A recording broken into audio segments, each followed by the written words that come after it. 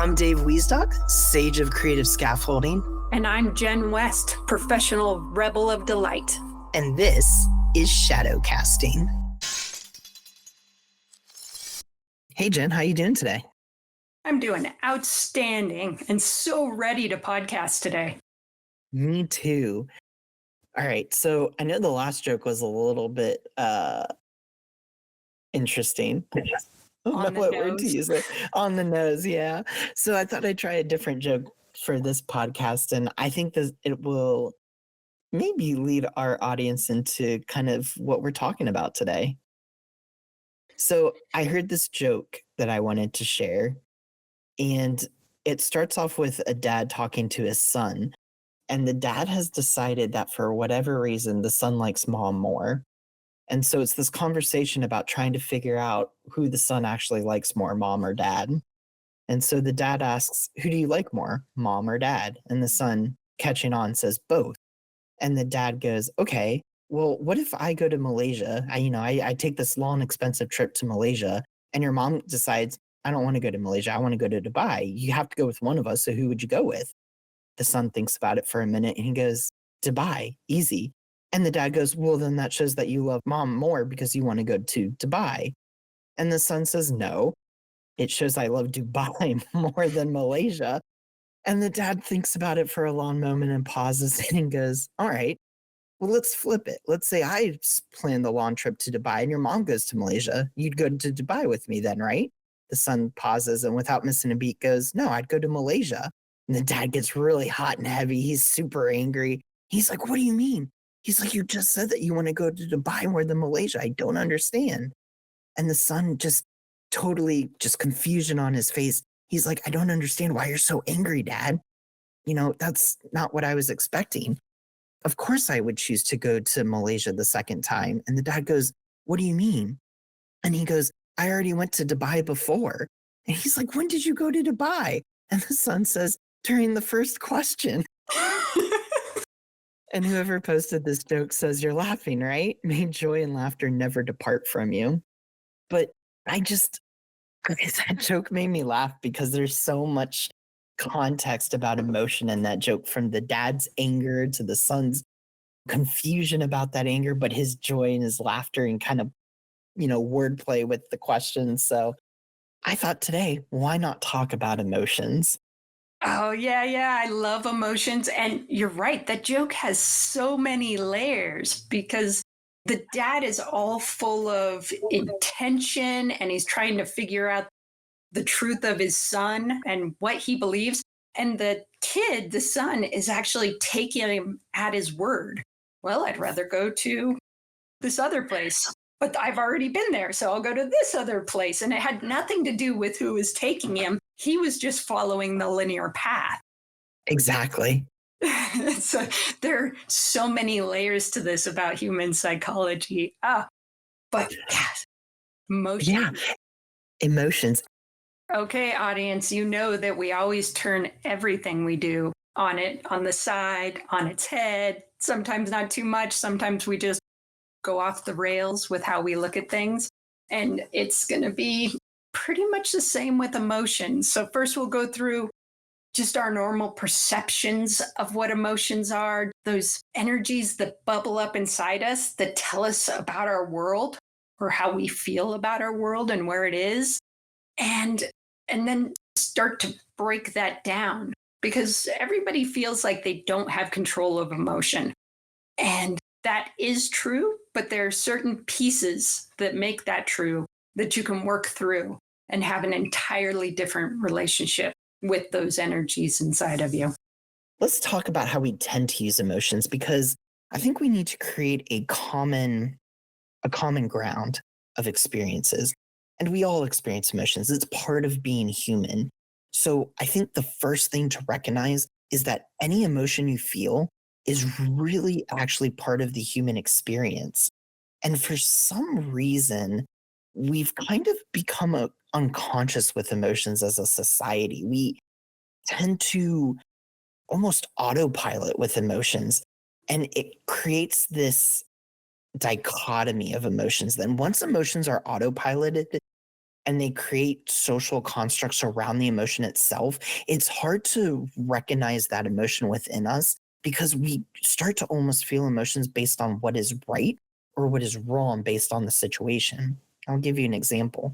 When you go to a funeral and someone's passed away, what is right in that situation is to be sad, to be tearful, and to cry.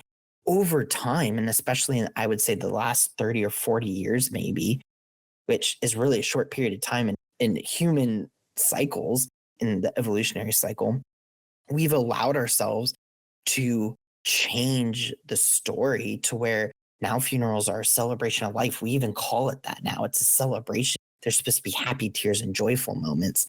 And we've just gone from one side of the spectrum to the other with that. Instead of creating emotions of sadness and tears around someone passing, we're like, no, it needs to be joyful. And the problem with emotions is that we've changed the autopilot story. And so we still kind of create this construct or this context where emotions have to be shared or experienced in a certain way around certain events. And what happens is then we get out of our body, we get out of what we want to experience, what Jen is experiencing in that moment, or what Dave is experiencing in that moment. And we instead project what we expect others or what we expect ourselves to even feel in that moment. And I think what happens is that emotions, we get the concept that emotions are messengers, right? They're telling us something about the world outside of us, but we misconstrue what that message is. And so we, again, create this dichotomy. We assume that certain messages are good and certain messages are bad, to the point where we write entire books about certain emotions one way or the other, chasing joy, overcoming anger. There's these associations with certain emotions, and it creates, I feel, this stress in the body, this tension, because there, at the end of the day, is still a truth within ourselves that we have to become clear on. But we don't use emotions in the right way to uncover that truth. And so we have years and decades, even depending on how old we are, of these misunderstood emotions. And so I think, again, taking this full circle, it becomes paramount that you create a common ground of understanding of emotions, not only its evolutionary impact, but also how are you using it, and getting really honest with that. Just having you speak about it the way that you are, it's really important for us to know that our society and the way that we're set up, and it happens to everybody, is that our emotions become something that tell us about our world, like how that world is affecting us. And that's partially true, but only because it's been habituated inside of us. That if you're happy, it's because somebody said a joke like Dave did and it made you laugh, and Dave made you laugh. Or if someone does something that you don't agree with and it makes you angry. So it's an external focus. That person made me angry. And really, if we want to look at what an emotion is, it's more, once you get to the heart of it, telling you about how you are and how you want to be. And so these emotions arise to say, you're not quite in your integrity, or you're not setting your boundary well, or it says nothing about the other person. It's really asking you to do something about you. That's kind of where we want to start getting to, is to not look externally and be like, that person caused me to feel this way, or that circumstance caused me to feel this way. It's like, oh, this thing bubbled up inside of me, and I feel that way because I have a value that I'm not living up to, or I'm in my element and the thing I'm meant to do is a purpose. So the more joyful and delight and those kind of things, those bubble up out of you when you're in your element, when you are being you at your best and doing you and stepping out into the purpose for this lifetime. So those emotions rise up. And when you get a little off, your emotions say, hey, hey, hey, you're a little off. And that's what it's for. And in our society, since we haven't learned that lesson, we start to go from a habit. And our emotions are just a habit of when we were younger, 90% of the time. But I think I'm getting a little ahead of myself. I love that. I think what's really interesting with what you're sharing is that you're already in the way that you are describing emotions, it's already getting into that deeper level of you're not just saying I felt joy. You literally described joy bubbling up from inside of you. And you talked about, and I don't know if everyone will be able to see you because maybe this podcast is just words, but you're like really like you can see it in your bodily expression. There is a synchronicity, how do we like that, between what you're saying and what you're experiencing and what you're feeling. It's almost like this homogenous alignment of those three things when you talk about joy. And I think that that's where you were getting with that last little bit, is that when it's an habituated emotion, you can almost have this dissonance between what your emotion, quote unquote, you're experiencing and what you're feeling in your body.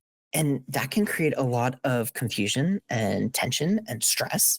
And so I think what would be a really great way to approach this is first talk about what are we actually calling emotions, kind of clarifying some definitions and experiences, because just like you said, no one's really taught us this. This is all kind of work that's been coming out over recently, I would say. I feel like there's a lot more expression and courage and vulnerability and willingness to explore emotions from current thought leaders. You think about Tim Ferriss, Martha Beck, Brene Brown, Simon Sinek. These are all people that at some level are very, very human. And that's almost what makes them unique, is they are willing to embrace, explore, and discuss their humanness, emotions being part of that. And there's courage in that because they are sharing things that as a society we've almost kind of tabooed. It's funny when you really think about it because these are things that we experience moment to moment, minute to minute, hour to hour. And yet the thing that fundamentally connects us is that of taboo. And it's very interesting. So I'd love to get clarity and definition on what emotions are, how we experience them, where they come up, maybe where we misconstrue a body sensation, for example, for emotion. And if you're, I see where you're hmm, going. We have been kind of abstract in this discussion of emotions so far because society has made emotions rather abstract. From when we were a small child, there was no intellectual side to us. We just had emotions. They projected out of us. They were body sensations, and then we would have a reaction to them and we would act on that. And then we started to associate those body reactions with words and symbols. So we even have an entire emoji set of what those emotions are. We know them now as a smiley face is happy. And we've been told that. And the word is happy, which is abstract, it's a symbol. And the smiley face is a symbol. It's not the actual thing. So, what yeah, is the actual emotion? It's a body sensation. And you have to start to learn what that means and what you do with it. yeah. So, well, it's really interesting. I'd almost love to meta conversation this because as we're podcasting about emotions, it gets really abstract. Jen and I have worked with emotions. I mean, Jen's worked with emotions for a very long time, but her and I together have worked on, at least my work on emotions, for at least 6 or 7 years. And it's still an abstract thing because emotions aren't, I was about to say emotions aren't tangible, but that's not quite true, right? Because we're talking about emotions coming into sensations. So there in and of itself is even more of these societal contracts and expectations. We're almost told that emotions are these abstract things that we have to reach out for or that we can't quite interact with. And it couldn't be further from the truth. Here's a lot of great examples: getting red in the face, a vein popping. What comes to mind? Anger. Smile on the face, tears coming down. What comes to mind? Joy, ecstasy, happiness. What comes to mind if you see a frown and tears on the face and maybe your shoulders are hunched and your head's down? You get sadness and droopiness. There are contextual body clues that equate to emotions, and that doesn't make those true. Without getting really, really deep into it, we have started to And there's a reason for this, actually. Now that I'm thinking about this from a chiropractic and brain point of view, when we learn to drive for the first time, when we're 15, 16, 17 years old, learning to drive, everything is scary. Everything is an experience. You are immensely aware of your surroundings. If there is a bird that flies by as you're driving, you notice that bird because you don't know what's coming at you. Everything is new. You're afraid, you're unsure. And so you sit into it. And a lot of that can bring up fear. And that's not quite where I'm going with this, but that can bring up, feelings of fear or uncertainty. However, it's the experience itself that makes you unsure. And so over time, as you get more comfortable driving, things start to become autopilot to the point when you're driving for 1, 2, 3 decades, you don't know how you got from your house to the grocery store. You're just there. Your body knew to turn the car so many degrees to the right, turn your body, your car so many degrees to the left, to stop when you see a red light, to go when you see a green light. If you think about it, the next time you're on your a drive to Target or to pick up your kids from school, how many lights did you stop at versus how many did you go through? Were you even able to like focus on that for the entire drive? Because you start to autopilot. And so bringing this full circle, we autopilot with emotions. We go, oh, tears. I know someone's sad. Oh, shoulders hunched. Someone's upset.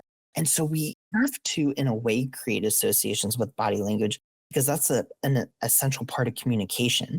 However, with the work, Malcolm Gladwell. Gladwell, Daniel Beck, those guys that are really digging into like the tipping point and emotional intelligence and things like that, they really are breaking apart emotional experiences so that way they are more contextualized, more understandable, and less abstract. So that I think is important work and it gets us out of the autopilot. So Yeah. really, that was a long-winded way of saying emotions are a way that we autopilot. And one of the ways that we associate that autopilot is with body sensations. Another way we do with that is stories. When I feel sadness, it's because something external outside of myself happened. And we latch the story onto that emotion. And so we build a sort of wall or reinforcement of that emotion with that story. And that starts to create this, again, autopilot of if I feel this emotion, this story comes up. And when this story comes up and I'm not feeling that emotion, the emotion comes up with it then. And so you create this hand holding of Frankenstein's monster almost with emotions. And it's really hard to be honest with ourselves then when we're experiencing these emotions. And what happens then is the emotions start to become inaccurate because we either create an emotion with a story outside of ourselves or we feel an emotion inside of ourselves. And so our mind looks outside of ourselves to create a story with that emotion so that we can relate with it. And what that does is it, again, takes us out of our body. And I think that that's a really key point here that we've been hitting on is that every time in a societal sense, when we experience an emotion, we do almost everything we can to get out of our body with that emotion, whether it's we get in our head with it or we create a story with it or we autopilot with the emotion. It's always something that's kind of like a separation. And that creates inaccuracy with the emotions because it can be based on these unresolved stories that we have, this work that still kind of needs to be done. And going back, if I feel sadness, for example, I usually don't go, I feel sad, me personally. I go, I have tears, right? And so therefore I must feel sad. Or I'm smiling, therefore I must be happy. I immediately create an emotion with the bodily sensation. And the work that I've been doing lately is just staying in the body sensation and not tagging a word to it, not tagging a story to it. So, in other words, taking this one step further, if I have a smile on my face, I go, oh, I must be happy. And then my mind goes, well, you're happy, Dave, because you're eating a cookie, right? I'm creating a uh, One to one. association. Yeah. Yeah, an association with the emotion, with the sensation, with the action of whatever I'm doing. And a lot of people, again, going back to this autopilot thing, don't create that association. They're just, I'm happy because I'm eating a cookie. And I've even broken that up one step further by saying, I'm happy because I'm smiling and I'm smiling because I'm eating a cookie.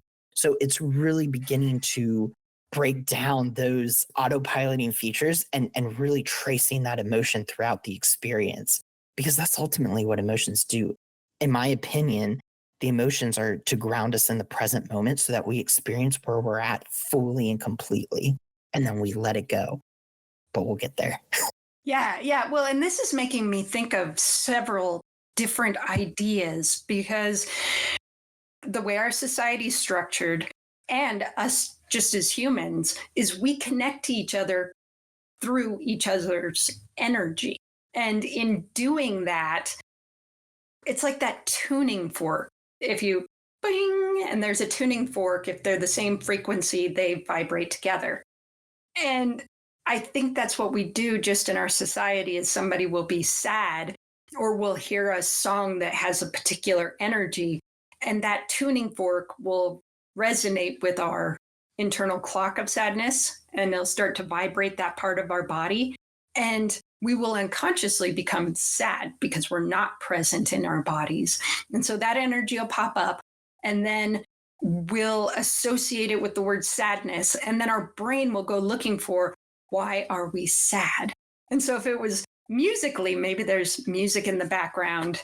If we're conscious, we could be like, oh, that activated that part of my body that gives the sensations that I associate with the word sadness.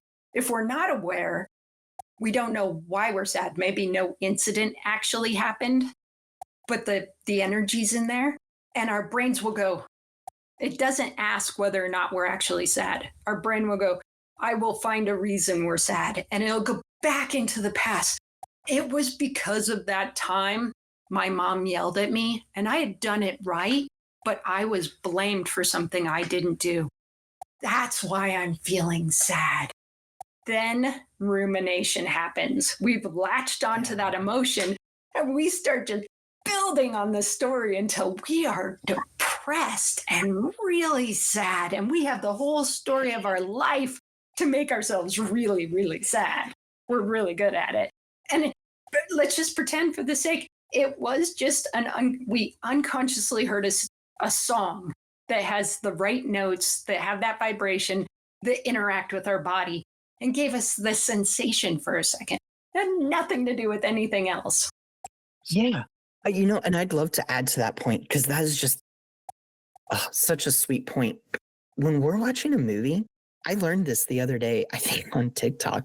There are creative theories out there about certain music notes to play that have become so mainstream in certain medias that we have already, again, stealing that idea of autopilot, we have unconsciously hitched our mind wagon to these notes. So, for example, they were talking about how in horror movies they use, I think it's like E minor, E major, this chord that's very shrieking and discordant and it makes you jump. And there's this illicit bodily reaction to that note that we've associated with fear. But it's because all the horror movies and all the scary moments in a movie use that same note.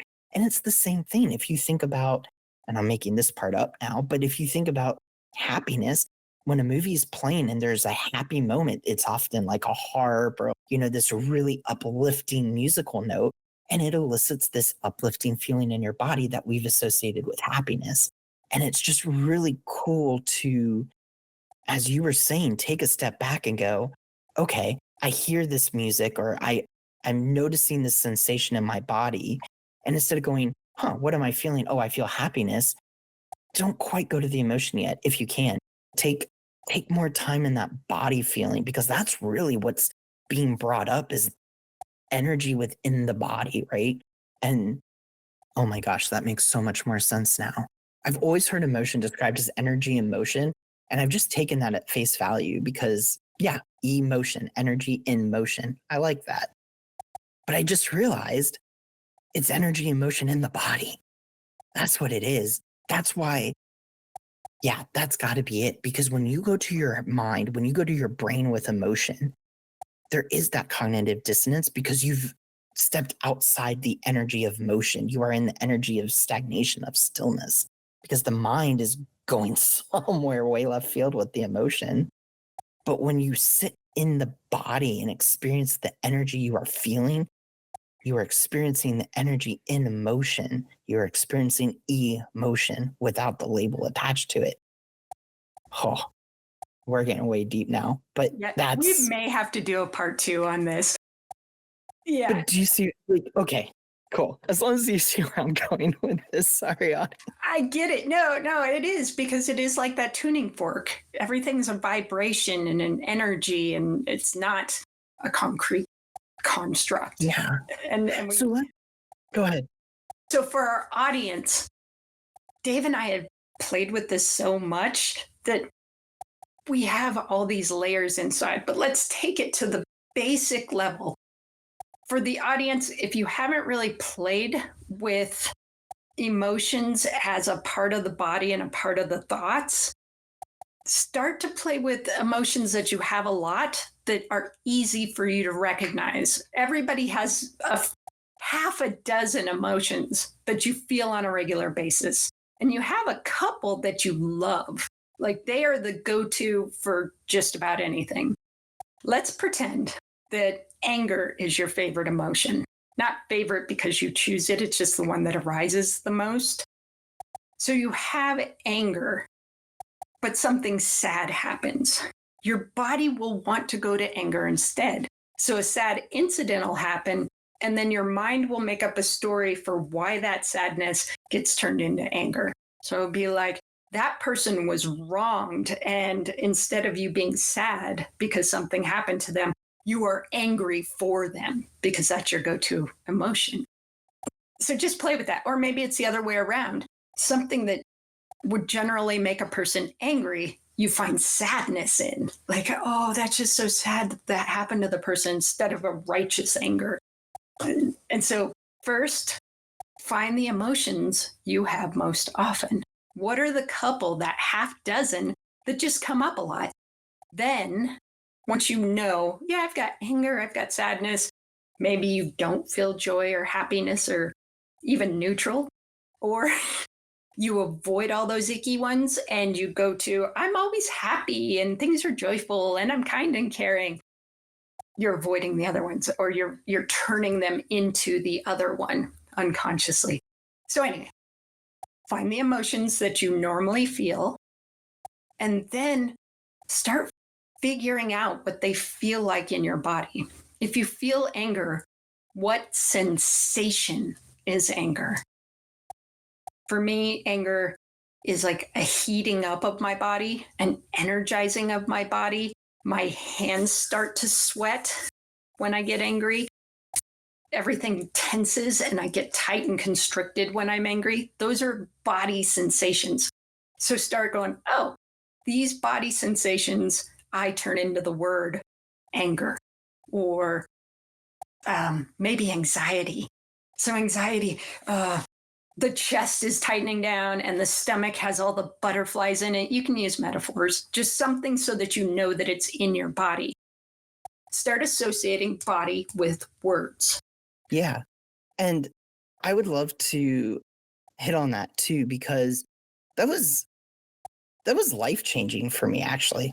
Literally life-changing, not even figuratively, but literally life-changing, because when you and I started working through emotions, one of the ones that I had just such a deep association with was depression. And I have dealt with depression my whole life. One of the hardest, I guess one of my biggest challenges was working with depression. First, with depression, understanding it, even getting a baseline of more understanding of how depression showed up in my life and where depression was showing up in my life and why I was so, I don't want to say enamored with depression, but it was such a pivotal, big rock in my life. And I had gone to multiple therapists. I had tried various different medications, and everything always just took the edge off. But you know what was interesting? Even when the quote unquote sadness was gone, you hear people talk about a lot how depression is not just sadness, it's lack of energy, it's low motivation, it's non interest in your habits and hobbies, it's even in your self talk, how you handle yourself, how you hold yourself. There are a lot of contextual layers underneath depression than just sadness. And I think you gave me a challenge of every time was telling myself or talking to you about depression, I wasn't allowed to use that word. And it was interesting because depression isn't really an emotion. Depression is I feel like a complex combination of emotions, bodily sensations, thoughts, words, actions, and habits. And so while the medication helped with one aspect of that, there were so many layers underneath that I wasn't addressing with medication or with therapy. Therapy helped with some of the thoughts, the medication helped with, the neurological, the neurotransmitter aspect of it, the biological aspect. But there were still the habits, there were still the actions, there were still the words, there were still the body language, there were still things that weren't being addressed of why my depression lingered.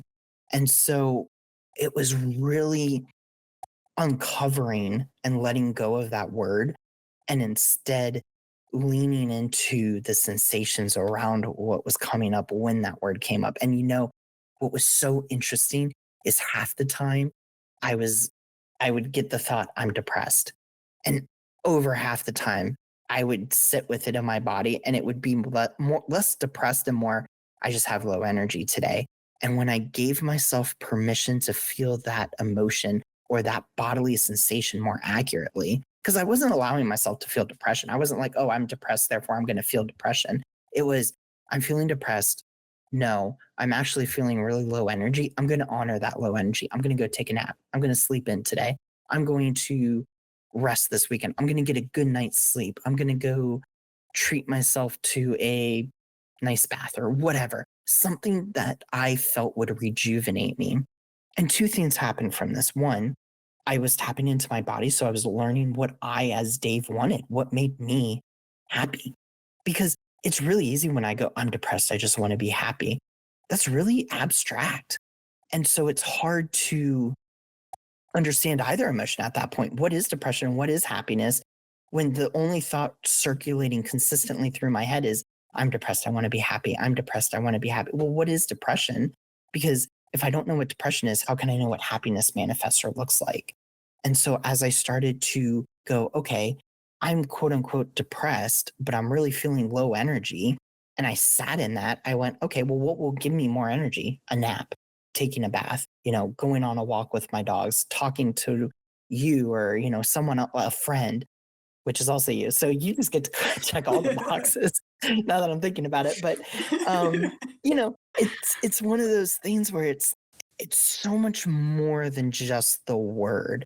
And the more you are willing to be courageous and vulnerable with yourself and really dig into what is triggering that thought, that emotion at that time, that creates that clarity of self honesty that allows you to work with that emotion at a deeper, different level that creates space with it. And then the emotion can do its job, which is to give you a message. So now when I am feeling the depression, it's no longer, I'm depressed. I'm, worthless. I'm whatever I was giving myself to feed the depression. It's, oh, interesting.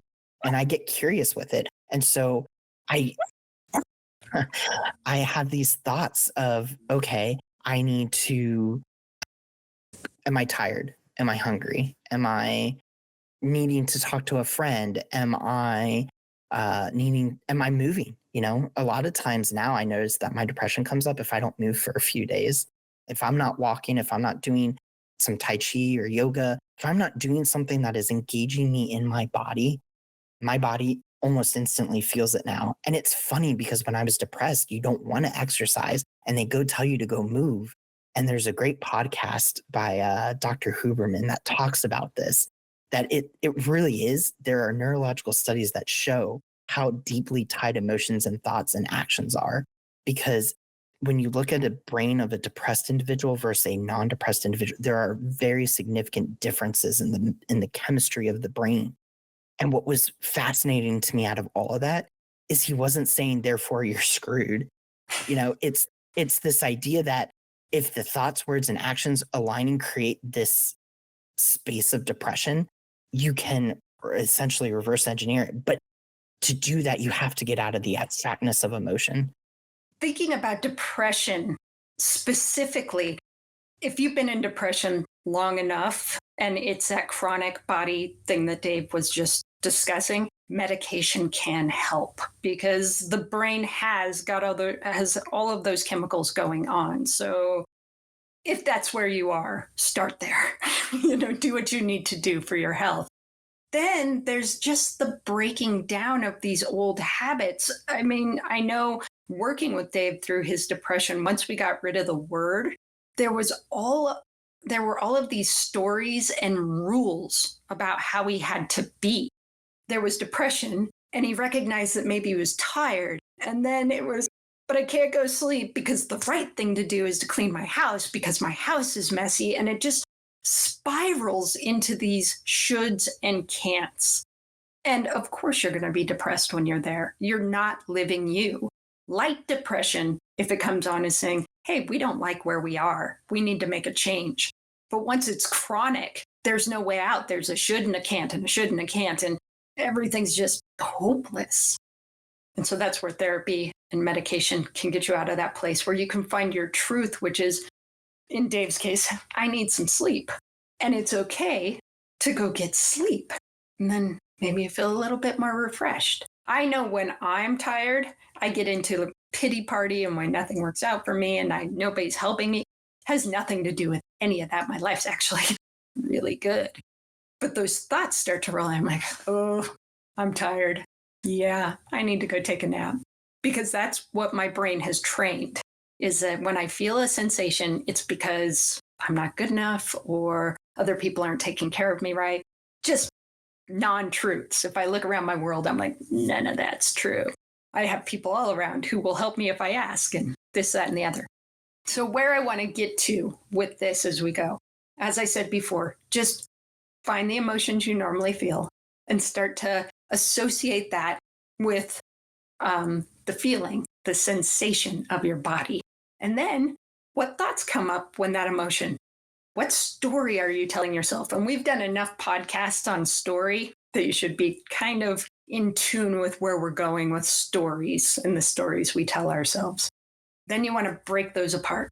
So like I did with Dave, take the word away from the body sensation. And that's a good way to notice what thoughts are powering that emotion. And then this game, once you start to break those and you know the distinction and you can create space between your thoughts and the body sensation and the word that you use for the emotion, a whole new world opens up. And you will learn that an emotion can last that long. It can come up, it can say its message, and then it can just go. It's not there anymore.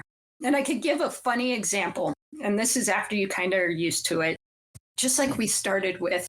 So I was watching a movie, and it was a really sad part.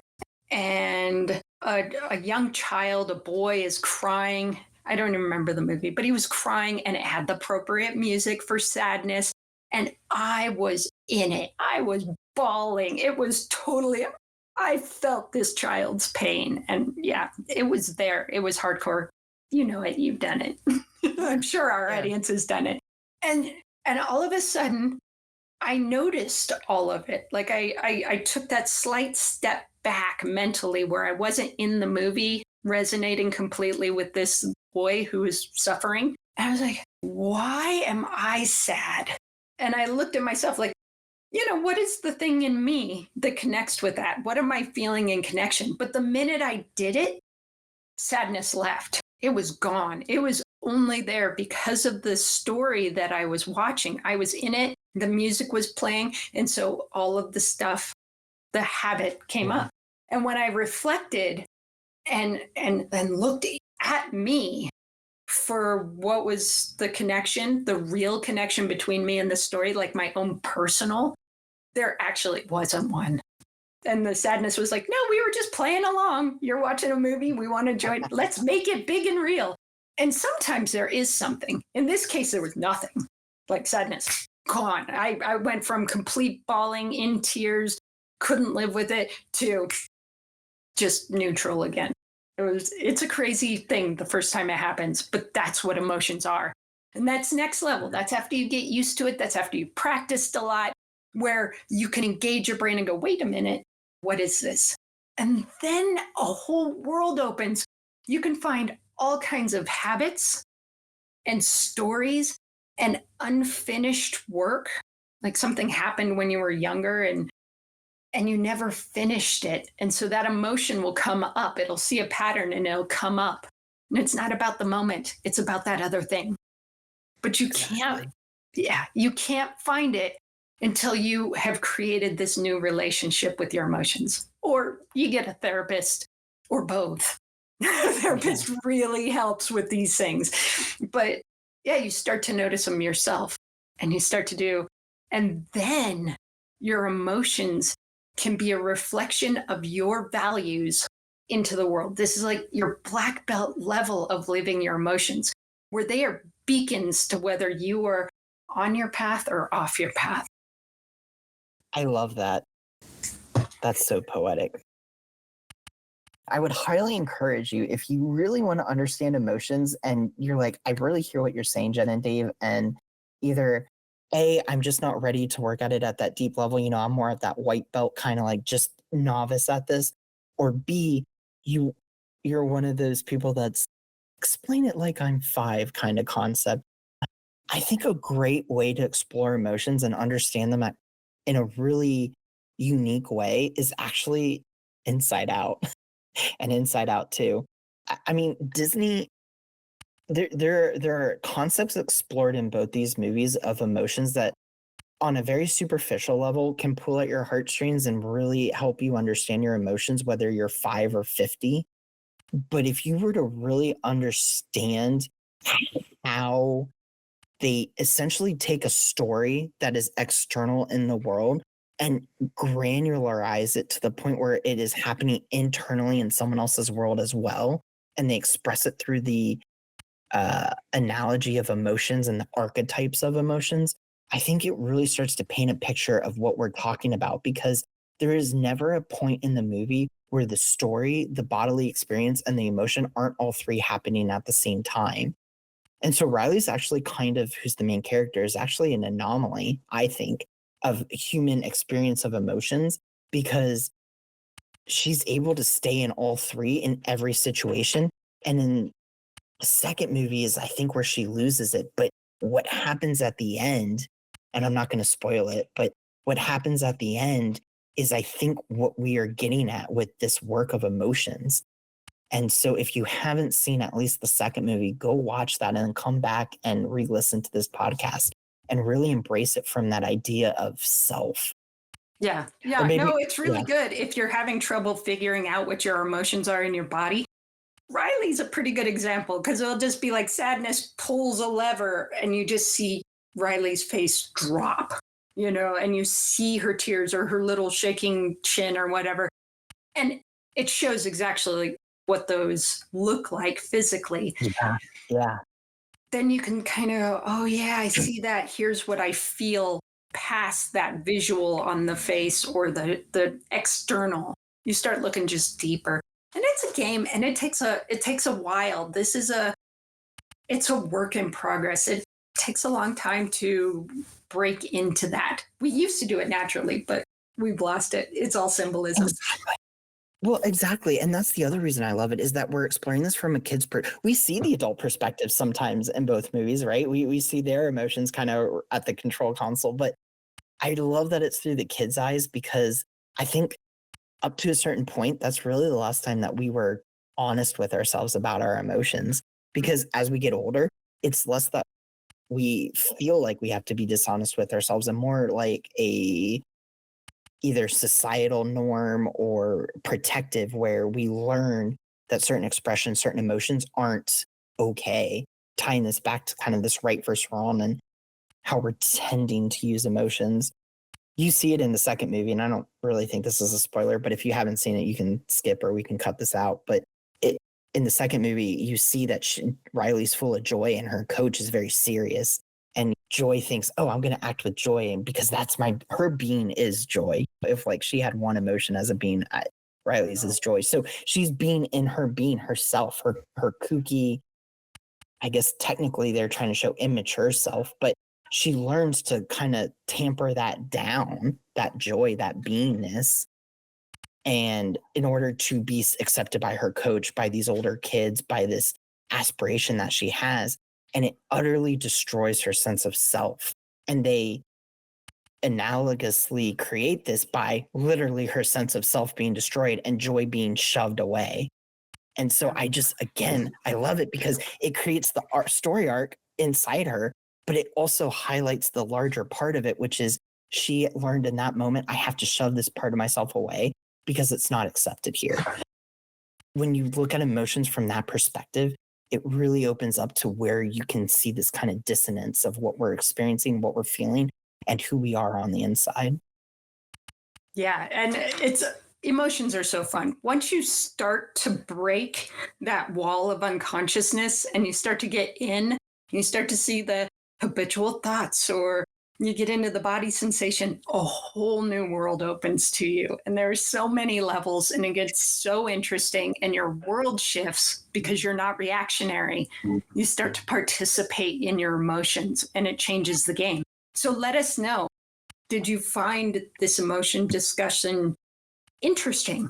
Would it be worth it for us to come back to and get into some of the deeper theories on it, or some of the other play we've done with it? Yeah, let us know. Yeah, and as always, make sure to like, comment, subscribe, and share wherever you're listening from. Until next time. See ya.